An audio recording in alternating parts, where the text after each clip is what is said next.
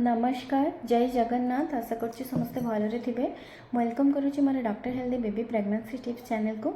आज आम मैंने डिस्कसन करवा कि गर्भावस्था समय क्यों 10टी भूल गर्भवती माँ मैंने निश्चिंत भाव में करें।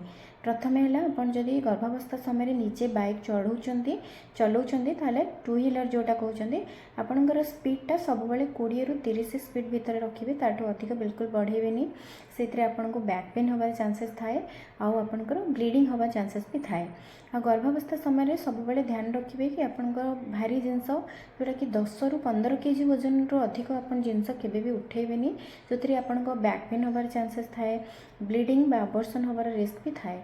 से आपन डायरेक्ट नेक्स्ट होची डायरेक्ट बेंड होगी किसी जिनस उठेबेनी। जदि तले किसी जिनस पड़ जाइए ताले आपन अंटा बेंड करके केबे भी से जिनसटा उठेबेनी, सब आंठू को बेंड करके जिनसटा उठेबे, बट अंटा बेंड बिल्कुल भी करेंगे गर्भावस्था समय से आपन को बेसी बैक पेन होबार चांसेस थाए।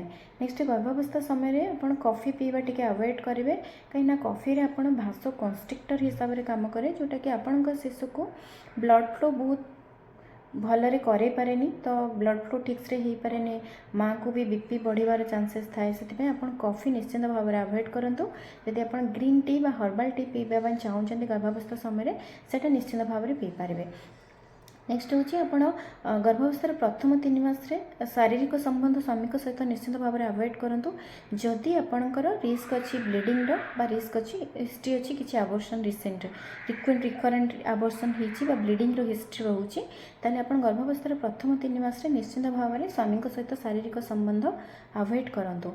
आउ स्मोकिंग करंतु नहीं। जदि आपणकर अभ्यास अच्छी स्मोकिंग बा अल्कोहल ताले सेटा निश्चित भाव में अवॉइड करूँ। जदि सॉफ्ट ड्रिंक्स अभ्यास अच्छी कोल्ड ड्रिंक्स जोड़ा सेटा भी अवॉइड करेंगे। जदि थर्ड पर्सन किए पीउछंती आपण हस्बैंड वाला बा फैमिली मेंबर्स जदि किए स्मोकिंग करूछंती ताले से धुआंर कंटाक्ट रे भी आपण आसबेनी, कहीं से भी आपण शिशुर ग्रोथ और डेवलपमेंट हाम्पर करें। नेक्स्ट हूँ जूसेस आपन कौटा पी पारे, जोटा मार्केट रे अवेलेबल रोचे फ्रेश जूस से गुड़ा आपन बिल्कुल पीबेनी, कहीं से बहुत सारा प्रिजर्वेटिव्स थाए जोटा कि आपण शिशु उपरे ग्रोथ डेवलपमेंट उपर बहुत खराब प्रभाव पकईपारे। आपन जूस पी पारे, बट घरे फ्रेश जूस घरे बन के पी पारे। आउटसाइड चाइनीज फूड गुड़ा आपन अवॉइड करेंगे, जो कि आजिनोमोटोस थाए जोटा कि आपन शिशुर ग्रोथ डेवलपमेंट हाम्पर करे, तार हेल्थ उपर बैड इफेक्ट पकाए। जदि आपन घरे बन के चाहते ताले खाई पारे। नेक्स्ट हूँ बासी खाइबा बिल्कुल भी खाइबेनी, जोटा कि माँ मैंने फ्रिज रे रखिकी 3-4 दिन खाती, से बिल्कुल भाव खाइबेनी। आ गोटे आप स्ट्रिक्ट डाइट चार्ट फॉलो करेंगे, जोटा कि प्रति 2-2 घंटे किछि खाइबे और हेल्दी डाइट खाइबे और पानीटा सफिशिएंट करके पिउथिबे। और आपन मेडिसिन बिल्कुल भाव स्किप करेंगे।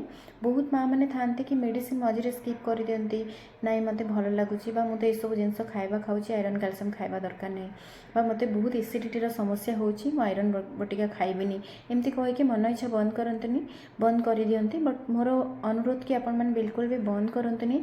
जदि आपन को एसिडिटी समस्या होची ताले आपण आपनकर कंसल्ट डॉक्टर सहित कंसल्ट करंतु, से आपनकर ब्रांड चेंज करके नुआ किछि देई परिबे बा सिरप एडवाइस करेंगे। किंतु जदि आपन अनसडन बंद कर दउछन्ते ताले आपनकर शिशुर ग्रोथ डेवलपमेंट भी हाम्पर करे, तो आपनकर हिमोग्लोबिन मात्रा कमी जाए। ऑन एन एवरेज जदि आपन 11 ରୁ तलू रोचे ताले हिमोग्लोबिन आउ डेलीवरी समय है बेलू आप हिमोग्लोबिन आहरी बहुत कमिज, जोटा कि नॉर्मल डेलीवरी होगापाई बहुत डिफिकल्ट हो जाए। बेले बेले बहुत ब्लीडिंग हुए, आपन को ब्लड चढ़ाई पड़े। तो से क्षेत्र में आपड़ सब जिनस गुड़ा ध्यान रखिए और मुझे जो जिनस गुड़ा कहली से बिल्कुल भी भूल करेंगे। Thank you so much. जदि मो वीडियोटी इनफॉर्मेटिव अच्छी ताले लाइक शेयर सब्सक्राइब और कमेंट करेंगे प्लीज़, और जिते मात्रा रे शेयर करेंगे। Thank you.